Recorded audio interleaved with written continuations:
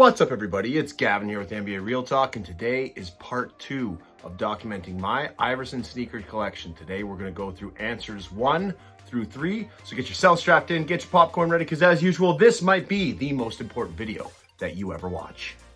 All right, so first up on deck, we have the answer 1 right here, right now. This is the answer 1. This was Iverson's first signature shoe to drop with the DMX technology, which is I believe they had an eye pack in here, which means, yeah, you can kind of see it here. So you've got a little tube here, and then you've got, I think, maybe these pods. So it might be 4 pods in the front, 4 pods in the back. Anyways, you've got pods on each side where air would transfer back and forth through the tube. This is classical comfy technology. This was a re-release pair. So the original release for this shoe would have, I believe, been late 97 late 97. So these shoes initially came out about 25 or so years ago. So this was a re-release that I got in 2006. They're falling apart a little bit. I put my own laces in there. I don't know if any of you remember the metal tipped laces phenomenon of the early 2000s, but I've had these laces for about 20 plus years, and these shoes are super comfy. They're super 90s. They're definitely a little bit bulky, but like doesn't get much better. And I remember the original ad for this shoe was pretty cool. It was like Iverson breaking down his move on the dribble, swinging around behind the back and around the other side, and peeking one way while going the other, or something like that. It was really pretty revolutionary for the time. And this is just a pretty cool shoe. It's got some pretty cool features. Nice touch. Of course, this was the birth of the beloved I3 symbol, the I3 coin, which we all came to know and love. These re-releases, back in the day, they did a much better job. So that's why I think these had true DMX in them.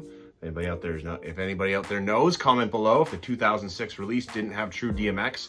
But it's a good shoe. It's a comfy shoe. As a performer, I would say it was okay. They've retroed this a few times. You don't really see anybody in the NBA wearing it again. You don't see AI back in his playing days wearing it again after the season he had it. So it was okay, nothing too special. It was a pretty cool design. Like, as you can see, you got the Reebok vector there that, if you could possibly tie them tight enough, would link up. You got the Iverson coming up the tongue, and it's a pretty cool shoe. I have them in 2 colors. So the popular colorway was they had the black, the ones I just showed you, and then this one, the white, red, and gold. And then there was like one that was basically where it's white here, it was like blue. They had a blue version, so that was pretty cool. These, so you'll notice something.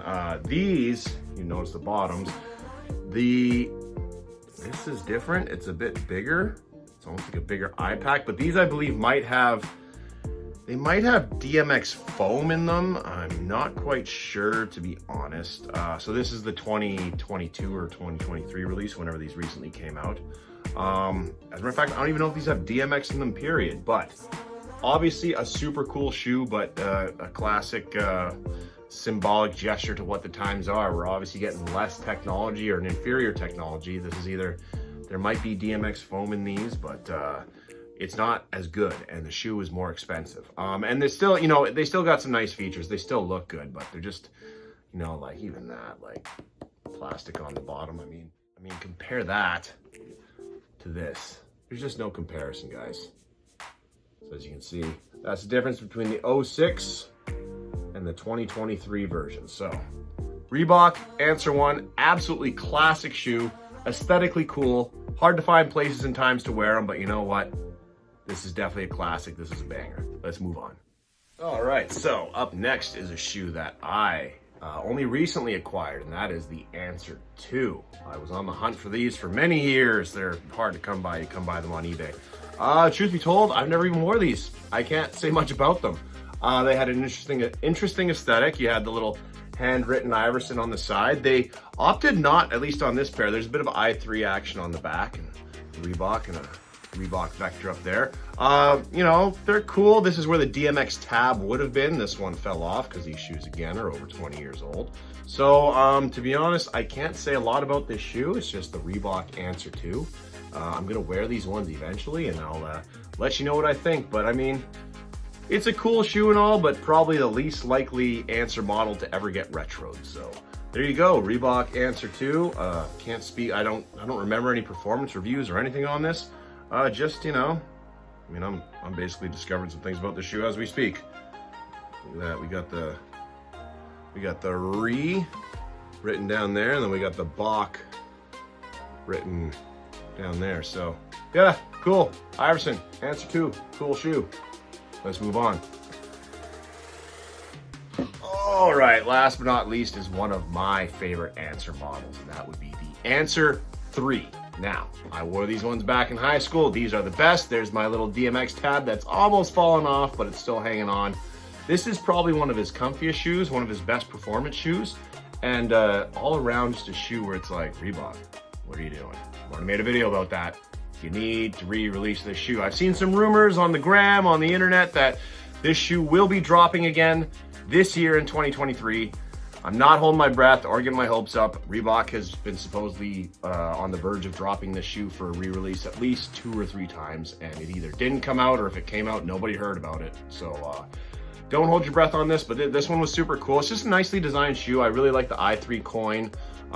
It's actually, to be honest, it's a simple touch, but lacing through the top of the tongue here it's a nice touch, and it's got nice leather. I kind of describe the Answer III as kind of like the Jordan 11 of the Iverson line. You know, it's got that nice leather. There's kind of a world I want to imagine where I could wear this with a suit. This is an awesome color, not my favorite. Let's get to that. This is definitely my favorite color of this shoe, and one of my favorite all-time Iversons. As you see, it goes with the jersey, just the black and gold, buddy. Oh, that little red, oh, it just all jives so nicely. Look at that nice little i3 gold coin. Look at the bottom. Like, this is just such a basketball shoe looking basketball shoe, and it's beautiful. And Reebok, you had your head so far up your you-know-what for too long. You really need to retro this sneaker, which apparently you're doing this year, and I think from what I saw, maybe hopefully in this colorway. But seriously, don't make me beg.